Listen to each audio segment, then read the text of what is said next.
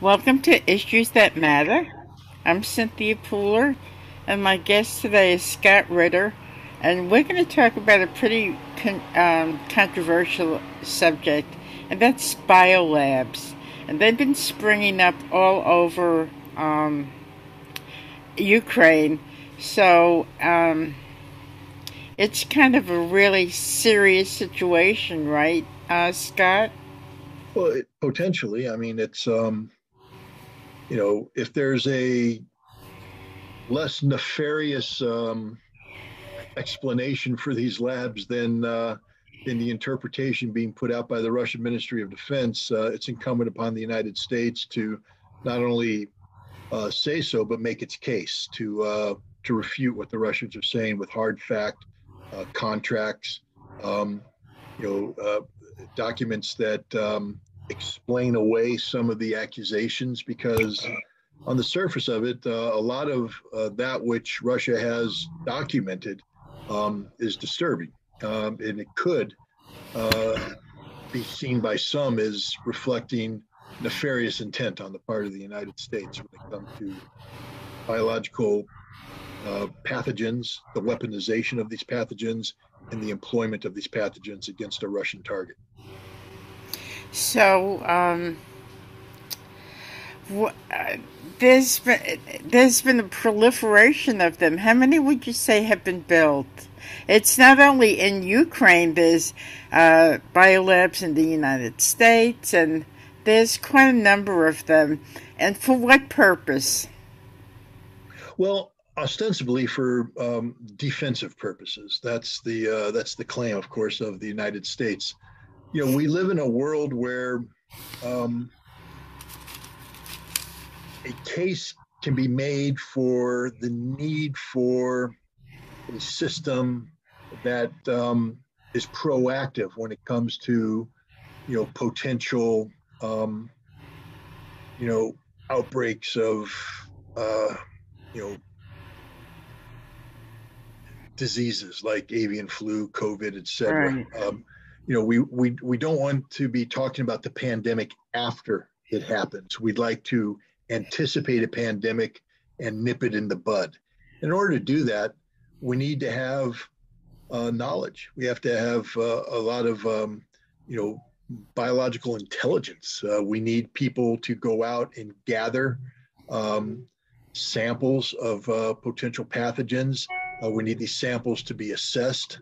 Um, and then we need people to brainstorm about, what could happen, what couldn't happen, just because we'd like to be prepared, so that if, pathogen X was released into society, um, how does it spread? How do we interdict it? How do we prevent its spread? Um, this is responsible thinking. And so, one could make a case that there's a need for um, biological labs globally to do this job. That's ostensibly the job of the World Health Organization. They're supposed to be taking the lead on this, and then the various um, biological research departments, agencies, organizations of a national level. So every state, nation should have its own biological research capability that coordinates with the World Health Organization and coordinates with other nations. Um, Transparency is very important in this, so that that there's no misunderstanding about intent when you're doing something. Um, there's the Biological Toxins and Weapons Convention that people have signed on to, um, and a key component of that is that nobody's allowed to obtain or retain um, biological pathogens that have been used as weapons, that have been weaponized. So that's one supposed to be a self-check. The United States has long opposed the kind of intrusive verification inspections that normally would accompany a prohibition of this nature, because they say that those inspections could be used by foreign intelligence to gather economic intelligence from U.S. pharmaceutical companies. So people come in the United States, find out what Pfizer's up to, et cetera. Um, but here's the thing, that without that kind of checks and balances, so to speak, the United States has a track record that's not too good in terms of conforming with the conditions that we seek to impose on other people. To give you an example, we in the United States operate several biological research facilities that we call defensive in nature. We have one in Dugway, Utah, for instance. It hosts several times a year hazardous materials specialists from fire departments and hazmat response units around the country, Department of Defense organizations, et cetera, to train them on live agent training. That means that if there was ever an anthrax attack in the United States, the hazmat people have to be confident that they can operate and survive in a live anthrax contaminated environment. And so they go and they train in a live anthrax contaminated environment. Well, where do we get the anthrax from? We make it. It's laboratory scale. We say it's purely for defensive purposes. But once you can produce weaponized anthrax, and that's what it is, it's dry powdered anthrax that's produced in a tube, and it's a little bit of it's released to contaminate the air in a controlled environment. But what we saw after 9/11 is somebody got a hold of this and put it in envelopes and spread it around the mail system. So a purely defensive scope biological manufacturing capability was instantly turned into an offensive act of terrorism.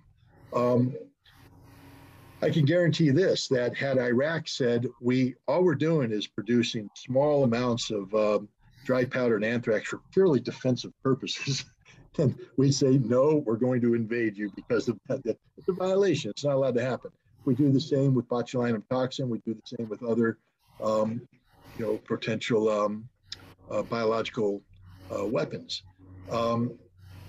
And yet we say it's okay for us, but we have a double standard. We don't allow anybody else in the world to do this because we would interpret it as an offensive biological program.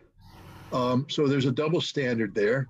Give you another example, the CIA, I think in the 1990s, was reverse engineering certain biological agent dispersal mechanisms produced by the former Soviet Union, a bomblet that they used in a bomb to release biological agent. And the CIA got one of these and they reverse engineered it, which is illegal. It's producing a biological weapon. And fortunately, somebody in the Clinton administration came to their senses and said, we got to shut this program down. But the CIA for a while was engaged in active violation of the Biological Toxins and Weapons Convention. Now we come to the case of Ukraine.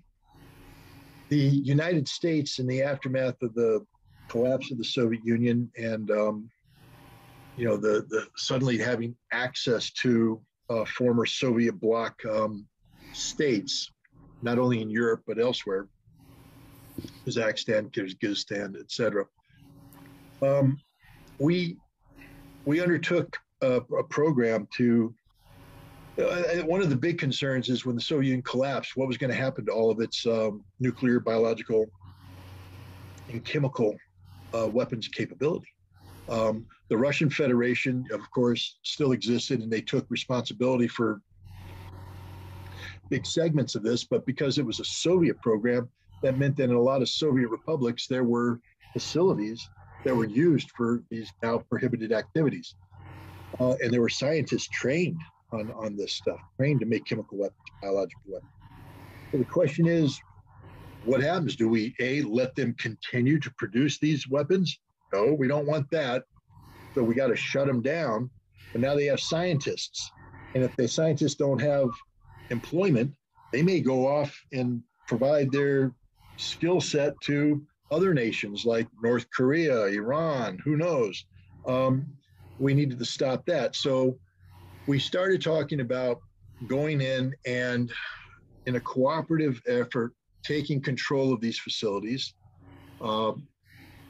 getting rid of the biological pathogens in question, and retraining the scientists to do this defensive level research, and then having an employment vehicle, meaning giving them research tasks to do so that they had viable employment and they wouldn't move away. Two things. We now know that, yes, we took over these facilities. And if you look at the contracts, it's the United States taking over. It's in cooperation with, but we assume responsibility. Many of these places, these scientists had retained samples of the former biological pathogens that had been weaponized. So right off the bat, we violated the Biological Weapons Toxin and Weapon Convention by acquiring biological agent. Okay, but I understand that. You can say, well, we had to acquire it to destroy it, but they didn't destroy it. It was retained. So now you've acquired it and you've retained it. How do we know this? Because in, I think, January or February of this year, before the Russians initiated their special military operation in Ukraine, the man who ran the biological programs, the Department of Defense's biological programs in Ukraine, acknowledged. He said, "I think you'll find. Our concern is that these facilities might be attacked, bombed. If they're bombed, there will be a breach, of the containment labs. And our concern is some of these refrigerated areas, if they lose power, the refrigeration will drop, and then the pathogens could be released. And these aren't just the pathogens we were doing research on." He said, these former Soviet scientists, he laughed, being former Soviet scientists, retained some of their old pathogens. So this could be smallpox, this could be anthrax, this could be weaponized COVID being released. Well, I don't know about COVID, but the point is, we pretty much acknowledge that we operated in violation of the Biological Toxin and Weapons Convention. But that's, again, one would just could call that an innocent mistake. I mean, it's of a great magnitude, but it's an innocent mistake. What's not so innocent is some of the projects that the Russians have identified. For instance, one which looks at a strain of avian flu that's genetically modified to impact only Russians.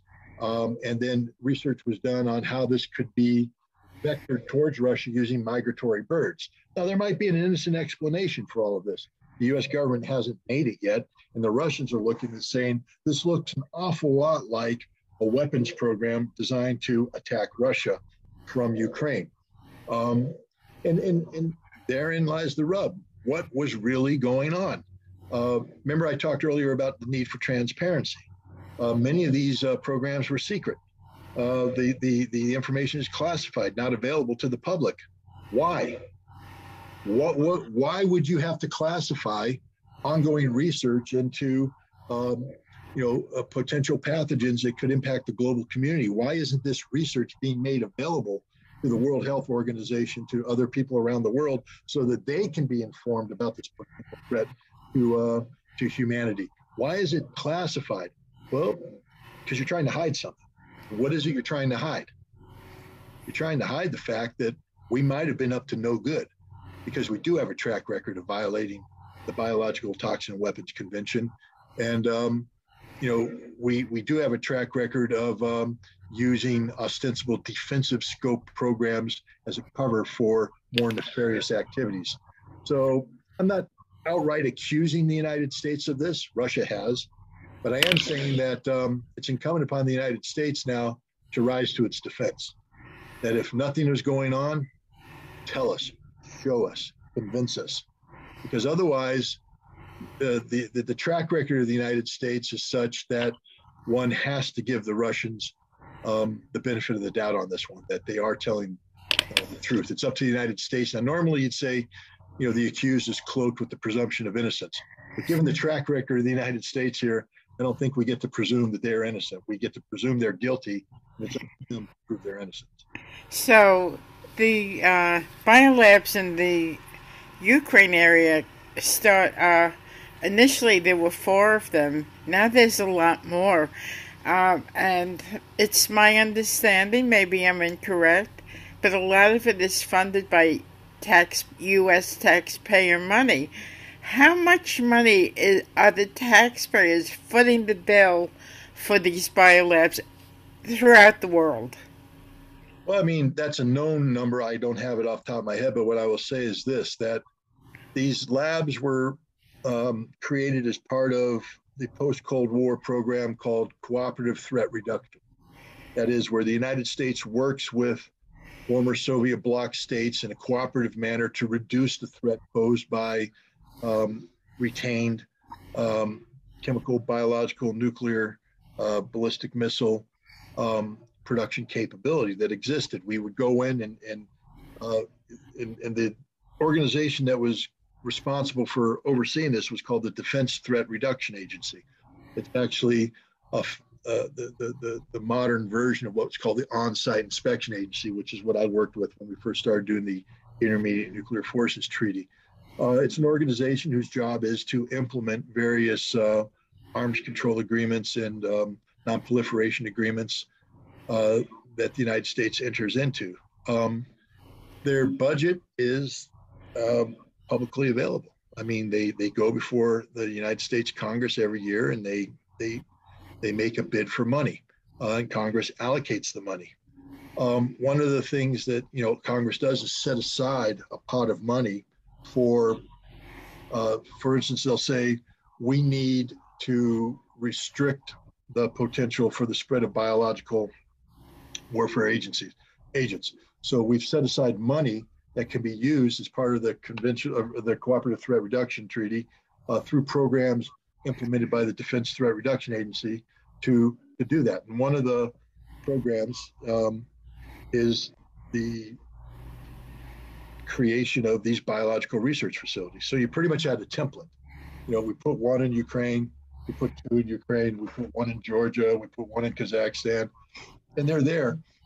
But like any organization, you need to grow to survive. And like any bureaucracy, the Defense Threat Reduction Agency wants to continue its viability. So if all you do is build a couple of research facilities and then you're in the business of monitoring them, your budget shrinks. If you know anything about Washington, D.C., no organization wants their budget to shrink. Every organization wants to either sustain their budget or grow their budget. So now to grow their budget, they have to put in more contract requests. And so, they'll put in requests for, solid rocket motor destruction facility. Oh, that didn't work out. Chemical weapons destruction facility. We couldn't get agreement on that. Wait a minute, this biological lab. Congress already approved several of these. Let's try that again. Write up some proposals. Boom, send it in. Congress says approved. New lab in, approved. New lab. I think a lot of the problem here is that these labs grew because they were the one area that Congress was willing to fund.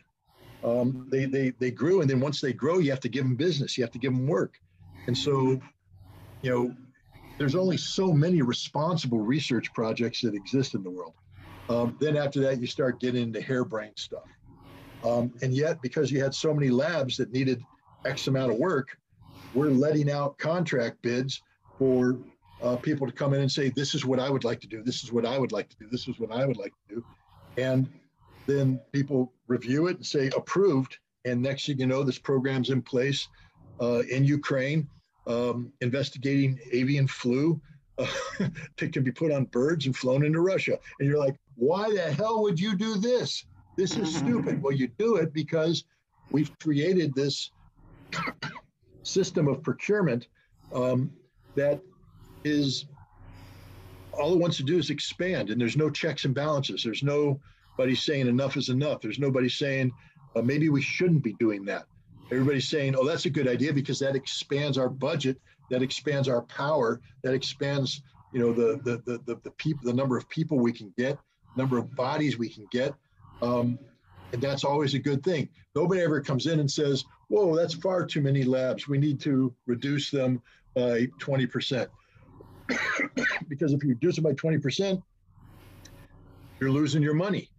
And once you start telling Congress you don't need money, Congress ain't going to give you any money. Mm-hmm. So you got to keep going to Congress and saying, give me more, give me more, give me more. And unfortunately, the result of that, I believe, was the irresponsible growth of this biological research activity. And invariably, some programs were funded that shouldn't have been funded, that didn't have a legitimate purpose. I'm not saying there was nefarious intent, But I am saying that there were people doing things that shouldn't have been done.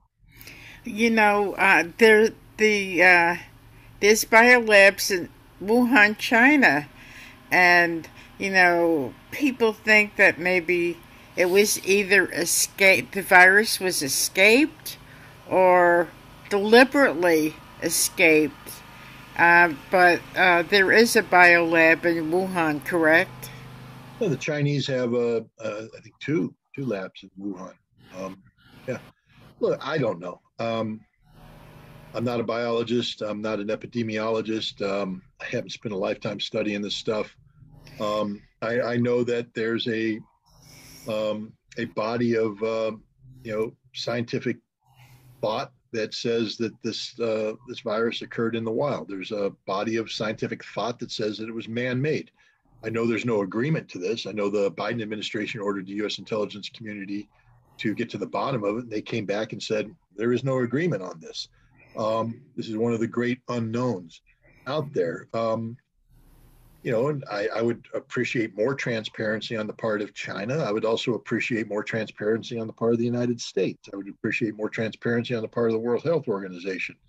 But this is, politics has imposed itself on science, and that means that the science, as things stands, can't be trusted because you don't know what the political motivations of the people are. And that's a similar situation in Ukraine. Russia has every